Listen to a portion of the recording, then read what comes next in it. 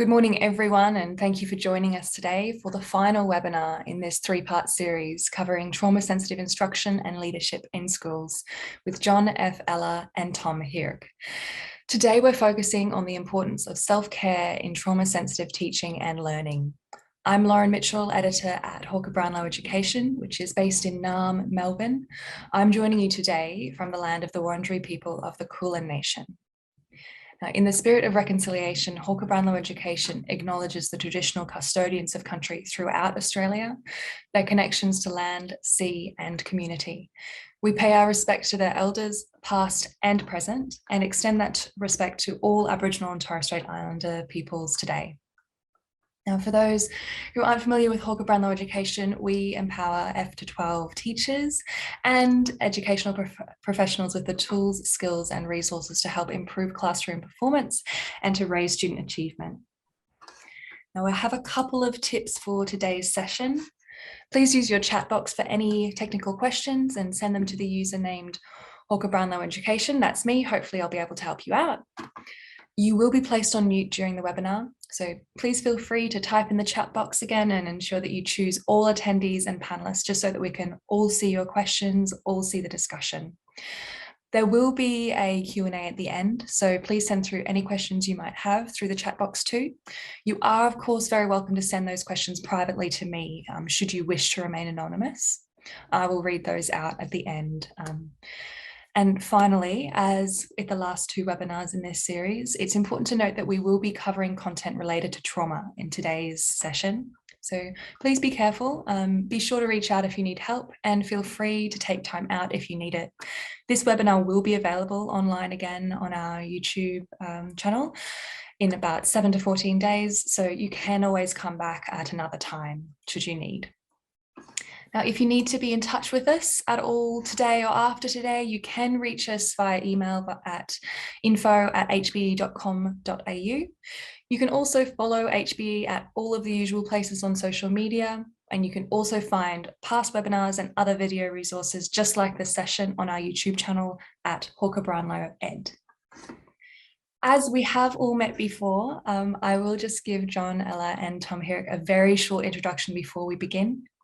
John Eller is a former principal, director of a principal's training centre and assistant superintendent for curriculum, learning and staff development. Tom Hirk has been an educator since 1983 in roles including teacher, school leader, Department of Education project leader and executive director.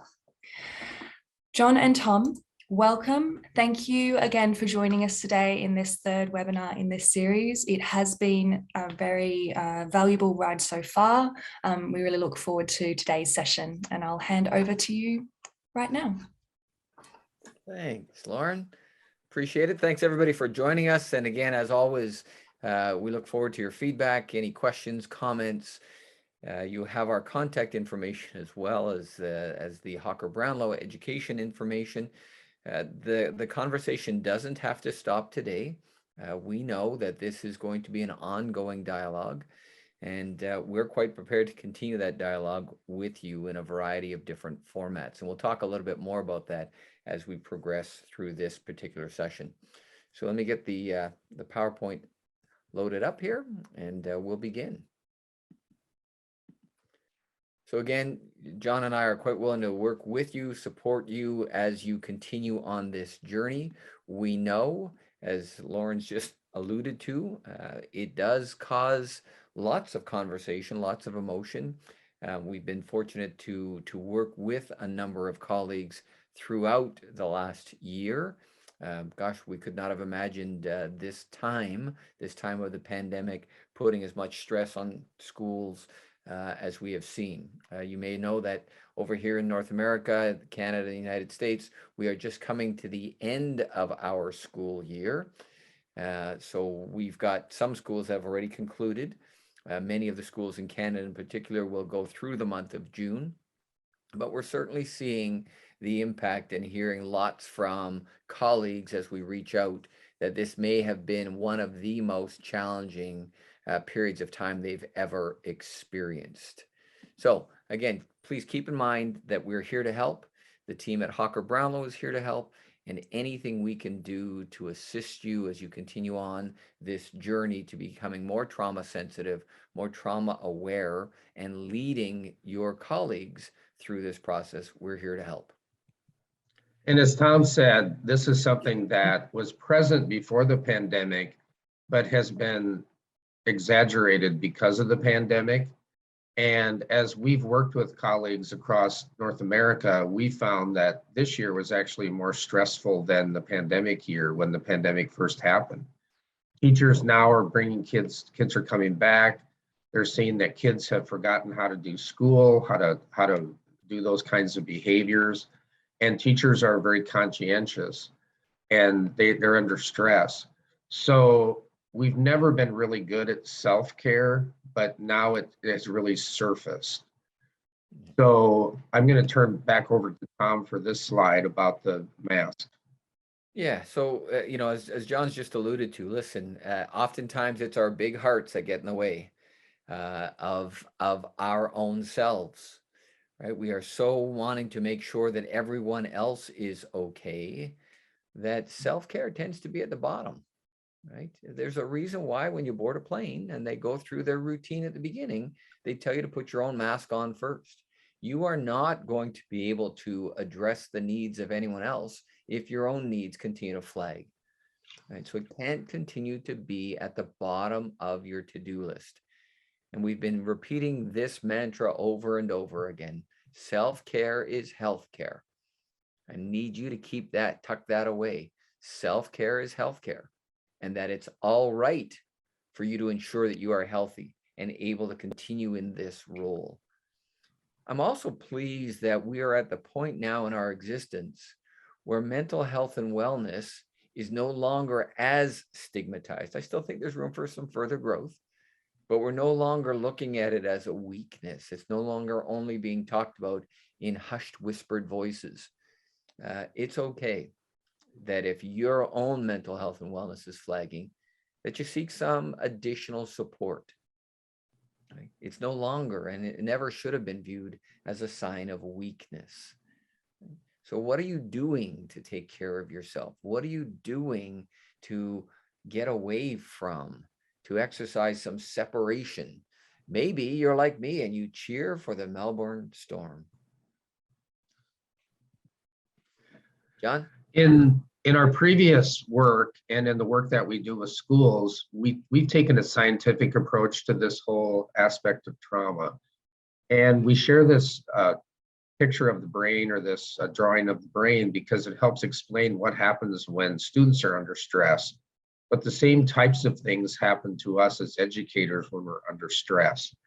So the tannish part of the picture here, that is the automatic part of the brain, the cerebrum, and that actually controls a lot of involuntary things like heart rate, respiration, blood pressure, that sort of thing. And then the colored part of the diagram, that's the cognitive problem solving part of your brain. And so we help teachers understand what is happening scientifically to the children. But it's important for us as we experience stress to understand what happens to us. So emotional stress is just as damaging as physical fear, physical stress. So when the brain's under stress, what it does is it reroutes the blood supply, and hormones take care of this. And they actually kind of sensitize the automatic part of the brain. So this slide is showing what's happening when the body's under stress. There's a portion of the brain called the amygdala that actually is a control center for this stress response. And that secretes a hormone called cortisol. And cortisol puts the body on alert. Again, traumatized students get this when they're home in a stressful or an abusive situation. But as educators, we pick this up when we feel under extreme stress. On the right-hand side, those elements are talking about what's happening to the rest of the body. So for example, the immune system gets suppressed. And as we know, as educators, already a lot of our teachers and leaders are working many hours a day, and we're already depressing our immune system. So more stress means we're more susceptible to illnesses and diseases.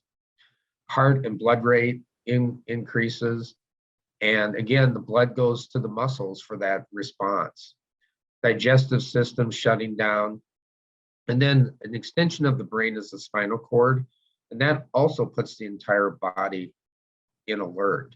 So again, you might notice that maybe some of your educators are a little bit less calm, or maybe they're more easily excitable, or maybe they become more emotional. It's because their body is primed for reaction to this stress that they're dealing with these children. So it's essential to recognize, John's just alluded to, this is not just what happens to kids.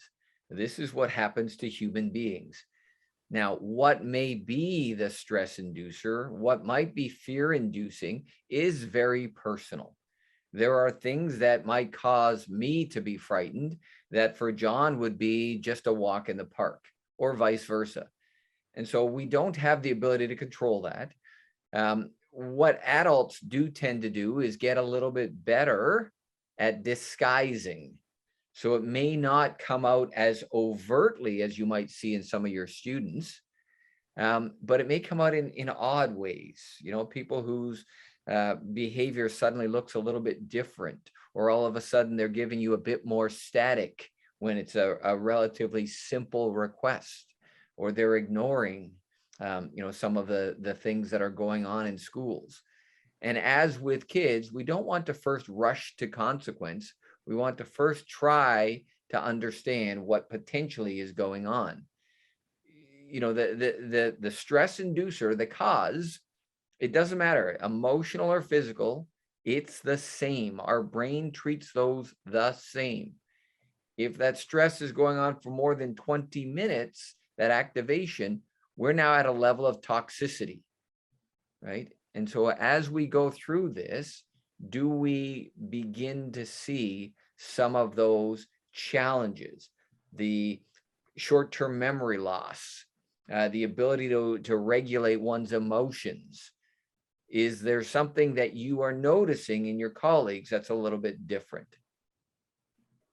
And just like we spend time helping teachers understand biologically and scientifically what's happening to the student's brain, it's really valuable for you as leaders to understand that this is something that our bodies automatically pick up on. So it's not a choice where we can say, oh, just, let it go. Or we say, don't worry so much, because every person, as Tom said, has a different response to stress. And as a leader, we want to make sure that you're able to recognize a difference in the behavior. It could be, as Tom said, that you get a little bit of pushback about a minor thing. It could be more withdrawn. The teacher becomes more withdrawn. But again, you're trying to figure out what could be behind this, not necessarily fixing the problem. And there's no time period. There's no limit on, right? So we can't say, gosh, that happened a month ago. You should get over it. What we do know during the time of the pandemic in particular is people have varying responses. What we're seeing a lot of is people just absolutely worn out.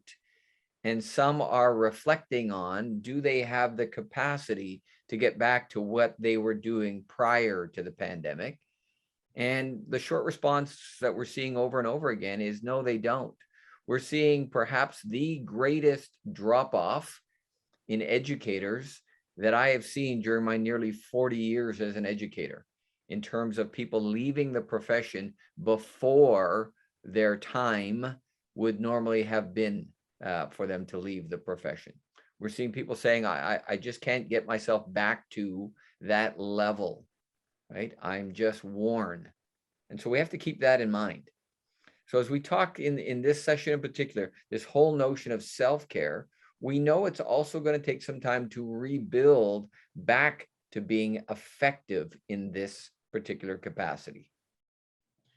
And in our work with teachers to understand the trauma in children, we've been building in some of this self-care for them so that they understand that in order for them to be the caretakers, they also have to take care of themselves.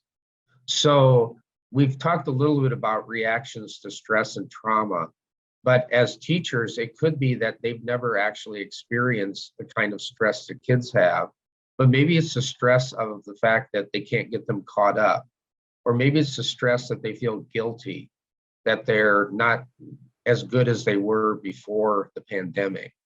But we get the same kinds of reactions from the teachers as we get from the students. The fight or flight, the withdrawnness, the sometimes disconnecting from situations. And I want to echo what Tom said. In the States, we have record retirements that are happening. And school districts now, at least in our state, they're trying to provide additional compensation for the teachers, but additional compensation is not the answer. It's really the self-care. And so again, we're still behind in recognizing that. So John, do you want to introduce me? Sure. So as Tom and I work with schools and teachers, we try to find some short videos that can help really make points.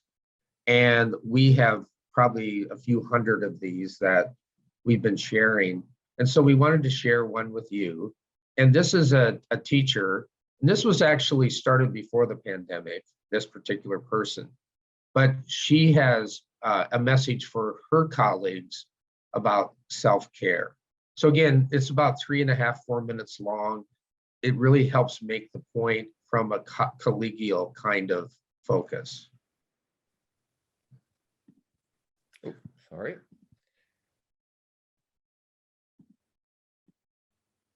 In this video, we're going to be talking about teacher self-care.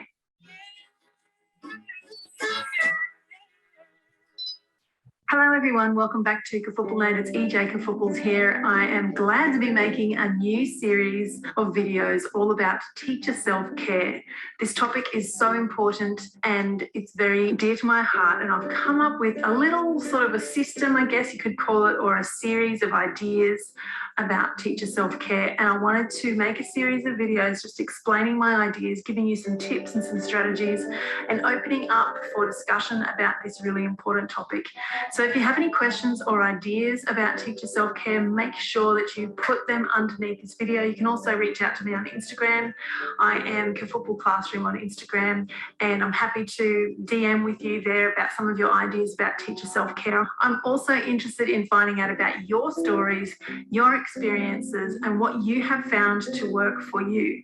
Each of us is different and we each have our own different struggles, but I think if we support one another and if we give each other ideas and tell each other our stories, then we can have a more community approach to solving this problem or improving ourselves and our self-care.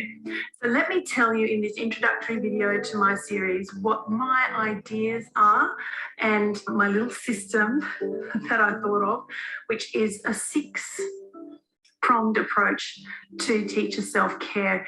Each of the topics are going to be a separate video, and I'm going to tell you what the topics are now. They all start with P. It's nice and tidy, very alliterative, and it's kind of almost cyclical as well in nature. So I hope that this is going to help you.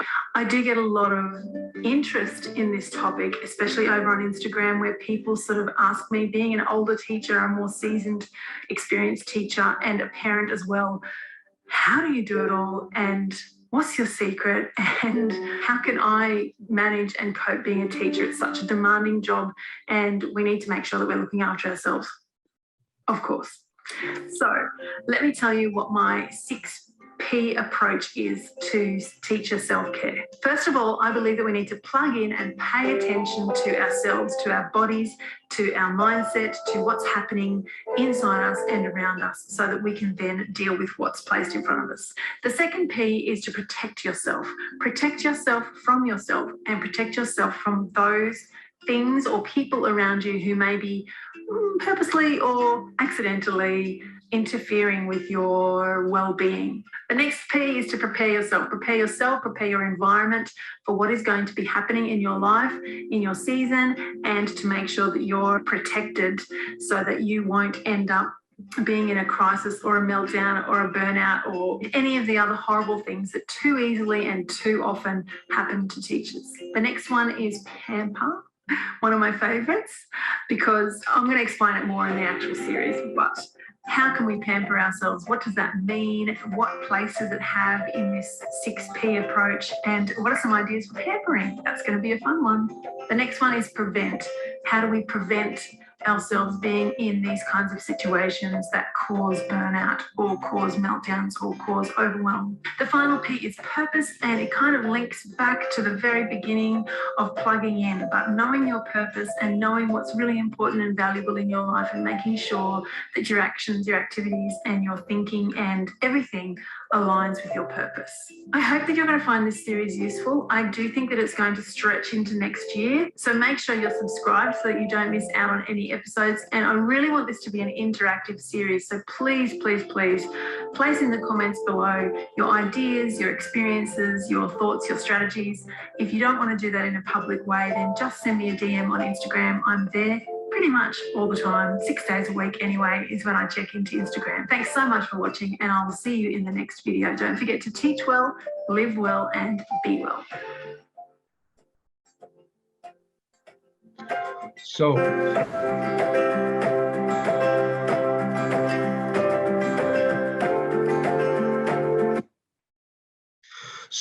as Tom shut the video off, what we're trying to do in this phase is raise people's awareness of the issue and resources.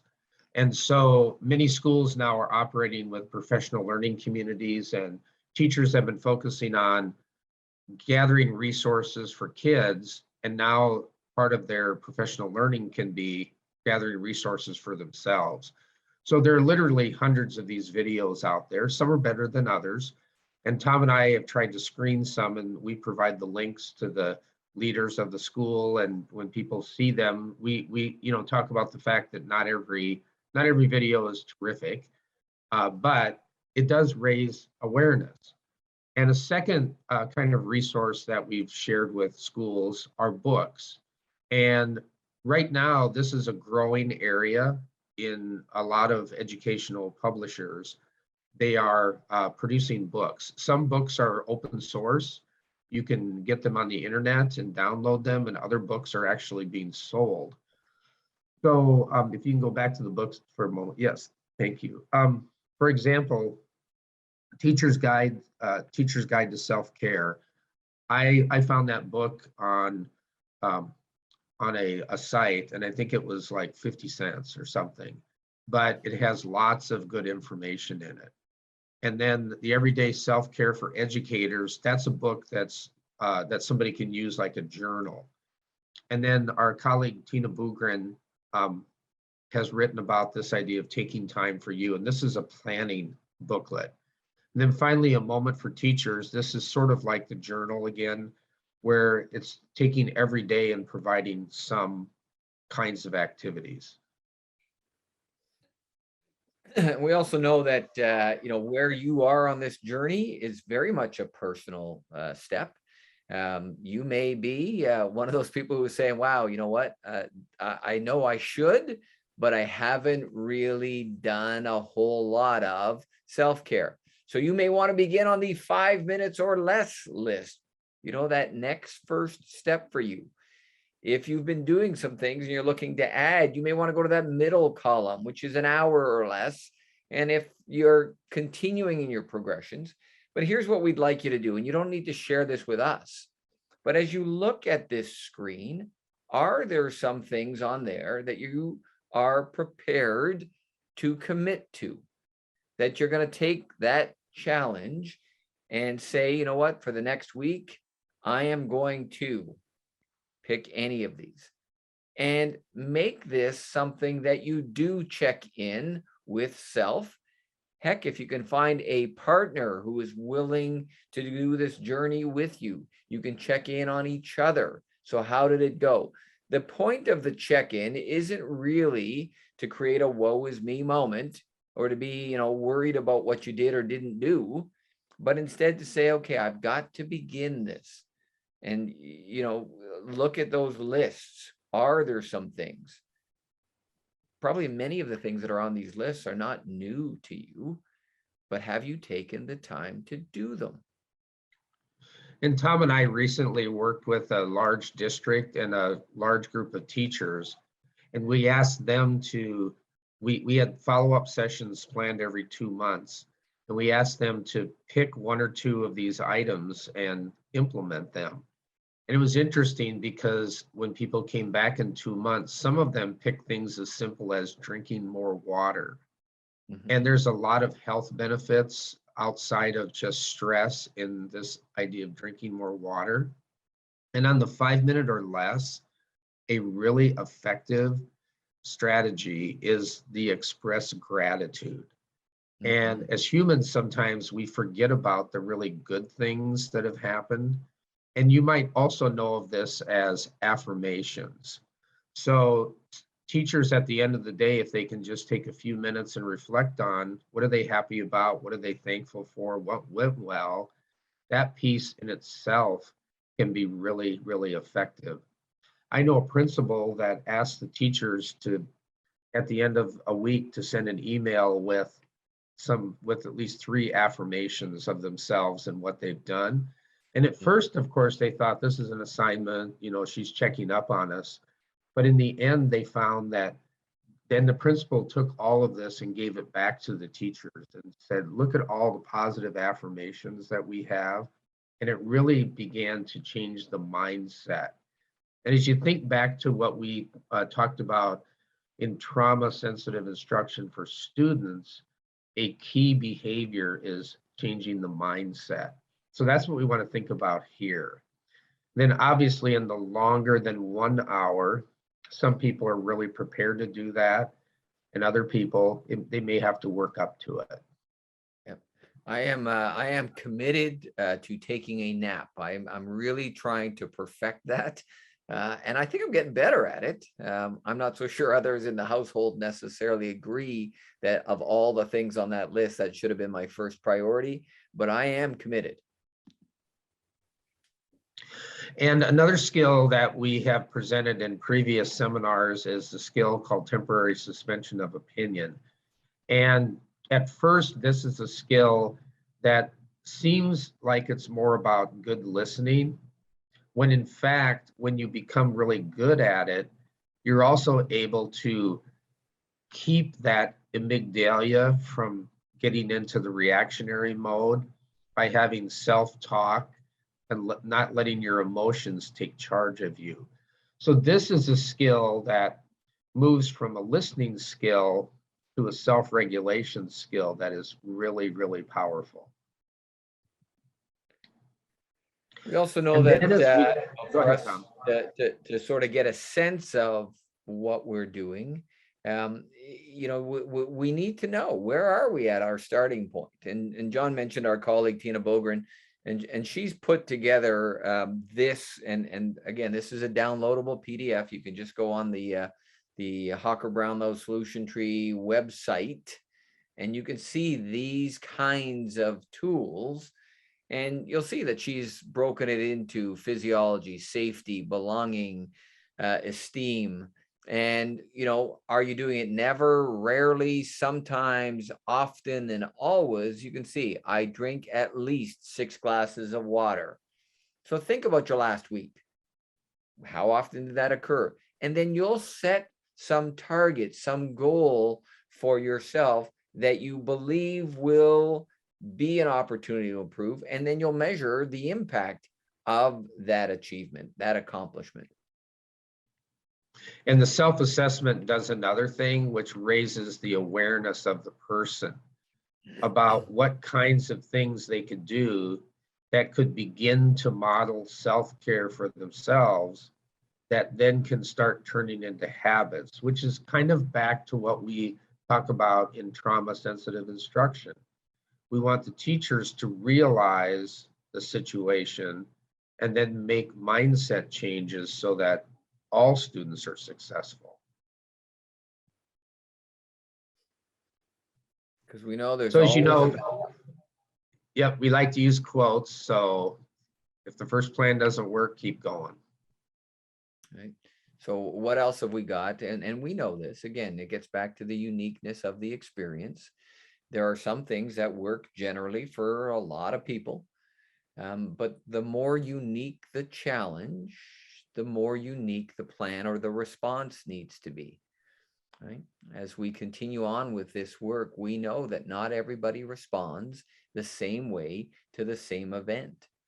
And so we need to have more than one tool in the toolbox, right? It's the old analogy that if the only tool you have is a hammer, how everything looks like a nail. It doesn't work that way though, right? I can try as much as I want to pound a screw in with a hammer. It's not nearly as effective or efficient in terms of what that screw is designed to do. So we know that it's critical, right? That you apply everything we've been talking about to yourself, that it's understanding trauma and stress, not just for your role as an educator and how you might help your students, but how you might help yourself, how you might help your colleagues.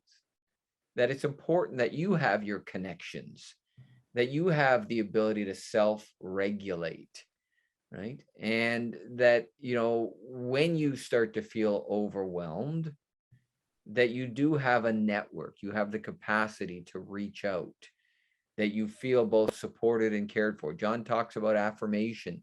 It's the number one thing we've been hearing from teachers over the last 6 months, is a need for affirmation from others, that, they want people to recognize how difficult this time has been. And so are we taking care of that element? And think about your role as a leader. And if teachers don't take very good care of themselves, leaders are even worse at it. So basically, a lot of these messages now you're seeing because if you want to help your teachers, you have to take care of yourself also. Yeah. And we know that we are all at risk in this profession, right?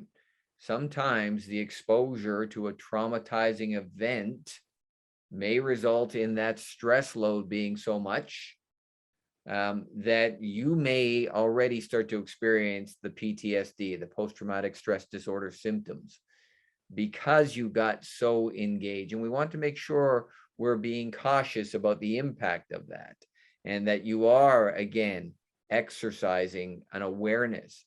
And so again, as leaders, these are some of the things that you might start to notice. Do you have folks that are experiencing some of this that represents a change from what you might have typically seen for those individuals, right? The decreased concentration, the increased agitation with the kids. What's happening to our kid? Worst kids I've ever had. And we start going around asking each other, are the kids terrible in your room? Yeah, mine too, right? That we get so into some of these aspects. And again, as we would ask teachers to notice their kids' behaviors along some of these lines, we would ask you as the leaders to also notice, how are your people doing? What are the signs that you are starting to see there? Equally, the opportunity that exists is that there could be transformation. We can also be positively impacted by the work. We get inspired by people who have overcome hardship, who have gone through a very difficult time. We see it time and again. John and I had the good fortune of doing a webinar that we had people from all around the world jump on, including a principal from a high school in the Ukraine. And gosh, you couldn't help but be inspired by this individual who, in the midst of all that is going on, found time to jump on and share some thoughts and ask some really poignant questions about what to do, because he had deep concern for his students. And he asked, how do we manage kids who are going through the trauma of war, right? We know that we can equally be inspired. We get this deepened connection, the expanded worldview, that real appreciation, that gratitude that John talked about a few minutes back, right? That we're inspired by what's going on, that we have a greater sense of meaning, that we are much more hopeful and optimistic about, because we've seen others go through a difficult time. And as we've been talking about watching one person transform, think about the power of making this one of the central focuses of your faculty development, so that now people can become aware with each other and help each other on the journey. And as we've been working with schools that have chosen to do this, it's amazing how far people have come because they support each other. So when you start, you have to help people to be comfortable enough to share what they're dealing with so that everyone understands this is common, and then they work together toward helping each other be more successful, be more cared for. Right. So do you have an an intentional buddy system, and not just during times of stress, but that you have regular connections? These are people that you stay in touch with, that you check in with and check in on, right? That we have ability to connect with family and friends, that we don't go long periods of time without expressing some gratitude, some appreciation for all that is going on. As we get close to wrapping up our time together, we're inspired by this quote from Maya Angelou. As we continue, right, to grow and learn, we know that it's important that you do the best you can until you know better. And when you know better, you do better. That we're all on a learning journey. That for me, as an example, next school year will be my 40th year as an educator. And I'm still learning. I haven't got it all figured out. This time has provided some really intense learning opportunities, some painful learning opportunities, some absolutely, gosh, I don't know how to do this learning opportunities. And we'll all emerge better for it, right? John and I didn't write these 2 trauma books in response to the pandemic. We had started crafting them long before. The pandemic arrived and validated many of the sections that we were doing. But you all know this, trauma was here before, trauma will be here post-pandemic. We're talking about an essential life skill that you can impart to your colleagues, to the students that you serve.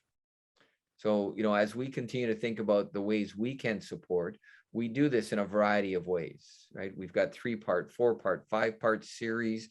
We've got extended professional development, the books, all those sorts of things that we hope you'll avail yourself of and allow us to continue to support you on this journey.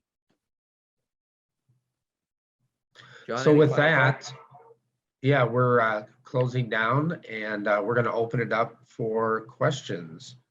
And Lauren, I think, is going to be fielding some questions. Yes, hello, hi. Thanks everybody for joining us and for sharing those questions with us. I do have a couple here to share. I am just going to share some vision of the 2 books that we've been sort of drawing on in these sessions as well. So there we go.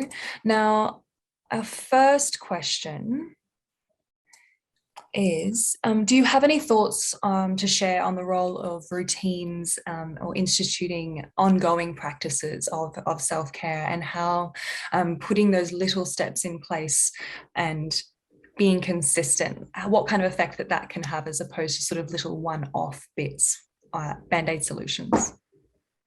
This is a long-term kind of an issue, so it does take routine and even rituals.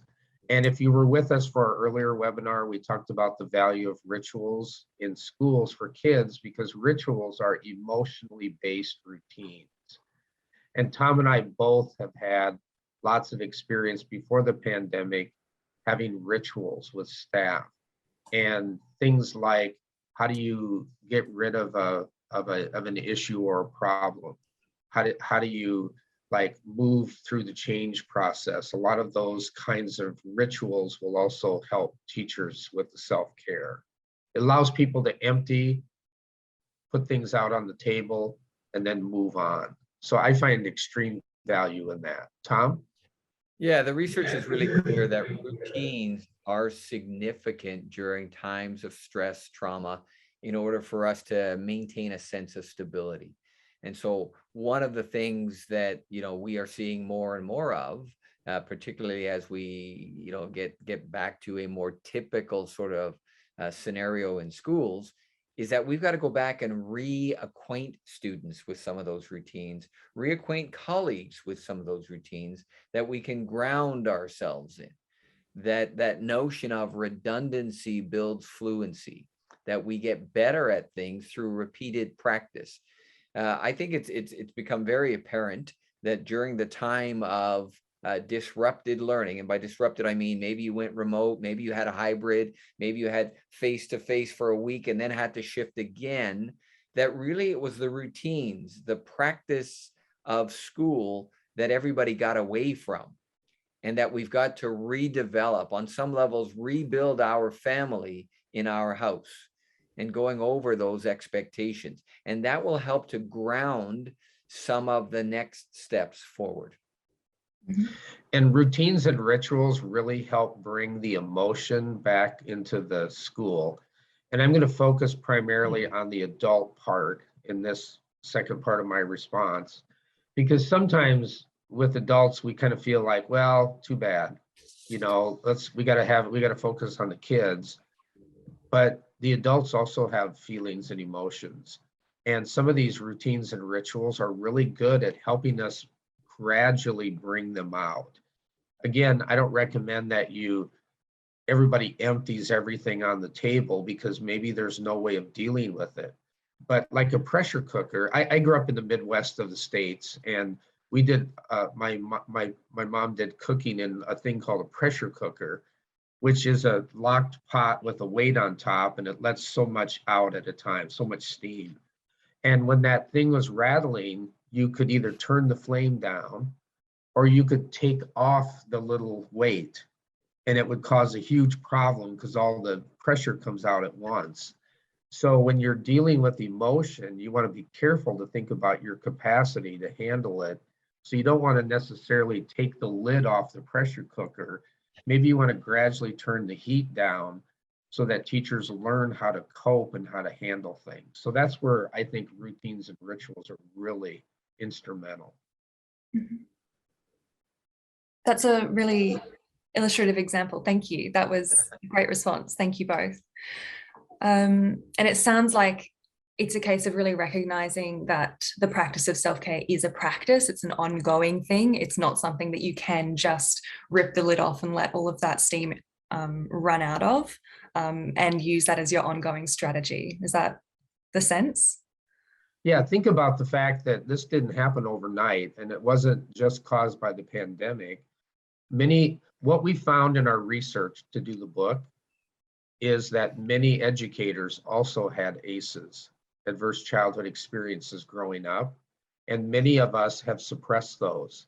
So these kinds of emotions could be things that started maybe 25 years ago, and we've buried them deep inside of us. And now this issue has caused our mind to recall that.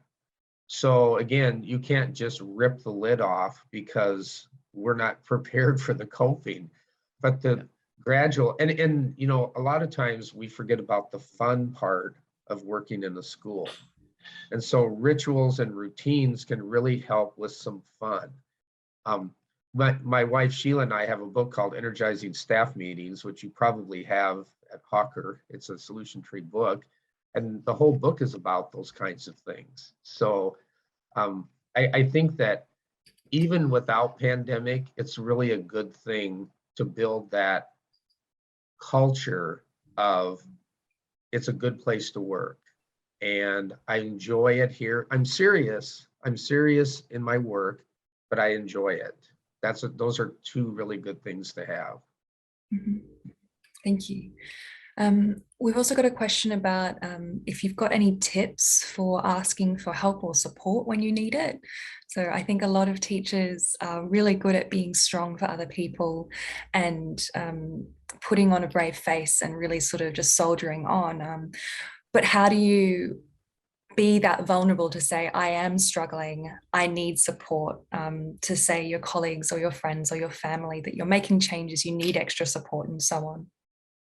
Yeah, I think part of that comes from the modeling, and that's again where leaders can show, right, model the way. I was working in a school at the beginning of the school year, and the principal stood up before the entire team and said, "Listen, I just need you to know, I've had a very difficult time with this." And it got me reflecting on the notion that, and so here's what I want all of you to know. If at any point during this school year you feel overwhelmed, I want you to know that you have my permission to take a day away. You don't need to give me all the details. I have put aside this notion, and I'm going to just assume. He said, I would welcome the opportunity to talk with you if I can support you in any way, but I need you all to know that I don't want to lose any of you. And so if you need a day, just say, hey, I need a day. Right. And I felt the whole staff just release all of that tension, right? The shoulders dropped a little bit. There was a feeling of comfort. And so I think as leaders, it's the modeling, it's the recognition. Look, we can't make this go away, but we can help people process through this. And it is really through our words and actions that people can start to feel they can count on us. And every time I've done the strategy Tom described, I have also experienced the sense of relief from the staff. And people have looked to me and said, why did you keep it in so long? And I said, I'm the leader, I'm supposed to be tougher. And they said, no, you're not. And so then it opened up the opportunity for people to share. Another thing which I've done, which has been a really productive strategy, is I had a colleague who was a psychologist at a local university, and I bartered with him to give us 2 hours a week, 2 hours a month, and I would do him a favor at his university.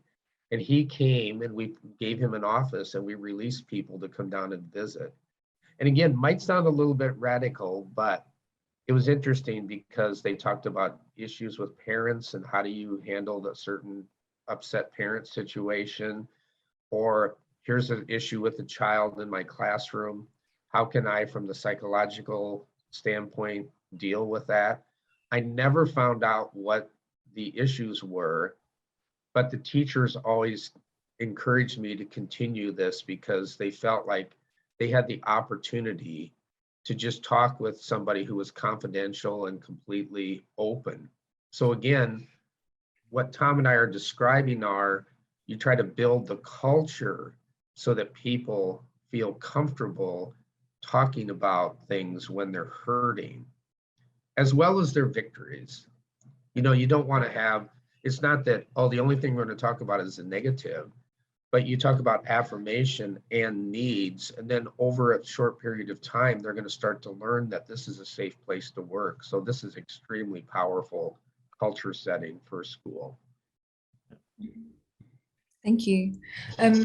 We do have one final question just before we close, and it's about what you might say to teachers who may be struggling themselves, but feel in comparison to others, say that principal in the Ukraine, so those experiencing war, those experiencing real physical danger in their classrooms, explicit bullying, things like that. So they may not be experiencing those particular trauma-inducing events or struggles. So maybe they feel that then they don't have it bad enough to ask for help, or to need to feel the way that they do, or to need to institute those self-care practices.